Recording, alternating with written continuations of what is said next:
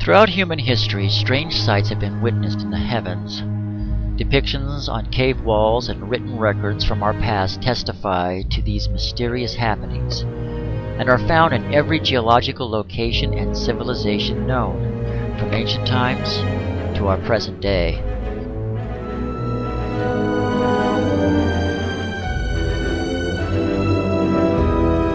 In 329 BC, Alexander the Great and his army were molested by a pair of bright objects in the sky. According to the record, these bright objects swooped down on them, causing most of the men to scatter. Still, some of his braver men stood their ground, trying to hit the objects with spears, arrows, and stones from their slings. In the year 1492, Christopher Columbus recorded seeing a bright, glowing object descend from the sky, enter the waters, and slowly follow the ship he was on for several minutes.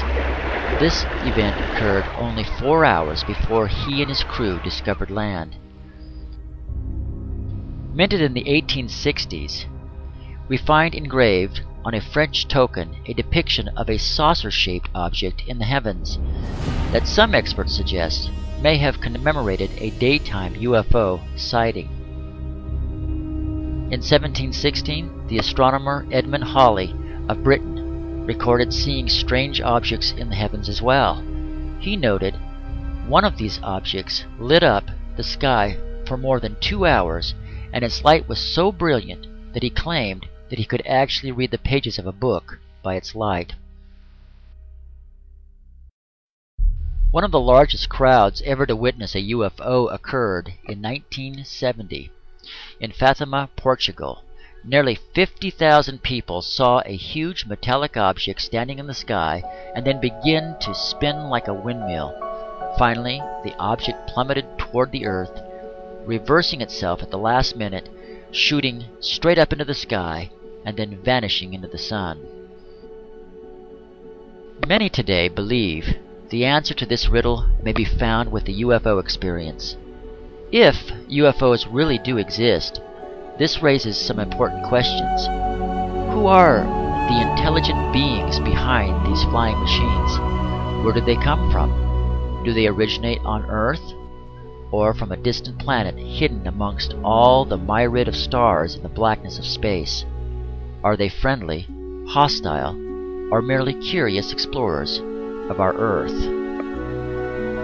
If these beings came from another galaxy, some have estimated they would have come from a world at least 2 million light-years away. That is to say, if they were traveling at light speed 186,000 miles per second, it would take 2 million years for them to reach our Earth. Even coming from some distant star in our own galaxy, it is estimated by many that it would take up to 70,000 years to reach our Earth from Alpha Centauri, the nearest star from us. It has been projected a spaceship traveling only 70% the speed of light for 5 years to the nearest star system would consume 500,000 times the amount of energy the United States uses in all of its cities in a single year. But there are other problems associated with space travel. Space is full of various gases and dust particles. Professor Edward Purcell, Nobel Prize winner and graduate of Harvard University, pointed out that a spaceship traveling at the speed of light would collide with this space material, and that if a space vehicle hit even one particle of dust, it would have the destructive force upon the ship to the blast equivalent of 800 tons of TNT. In addition, for an advanced civilization to travel from even the nearest star to our planet at the speed of light, their ships would generate so much energy in the form of electromagnetic radiation as they hit light speed, we would be able to see these beings coming years in advance of their arrival. And that we have never detected. More than 20 million people have reported seeing UFOs, including commercial and military pilots, astronauts, and many others, of which more than 2,500 were encounters with UFOs and the beings from them. NASA has videotaped them in space on numerous occasions. UFOs have been fired upon by missiles and fighter jets, but appear to be impervious to the attacks. They produce powerful electromagnetic pulses, often shutting down electrical machinery and vehicles. They produce bizarre and frightening reactions in animals, and often cause mental breakdown and other severe psychological disturbances in humans.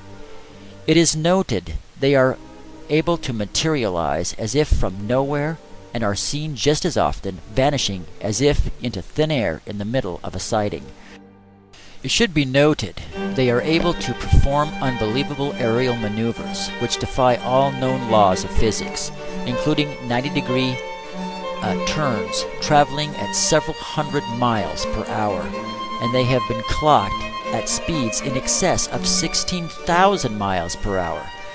Given the vast documentation over the last 45 years or so by the eyewitness accounts, photos, and videos, there really is no room left for doubt. UFOs exist.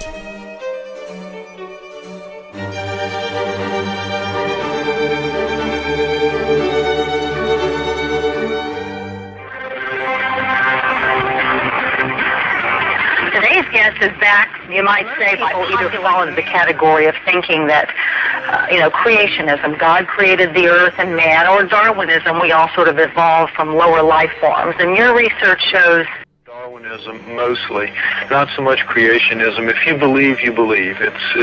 You're not subject to argument very much if you're a creationist.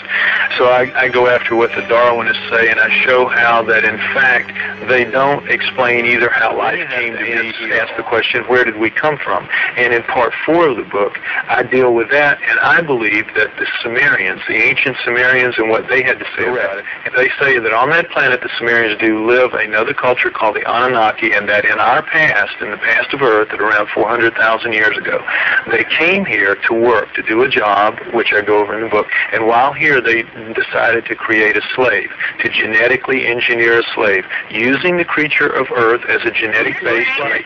That we, the modern race of people, were genetically engineered by this superhuman race of aliens that came from another planet. And that we look like them.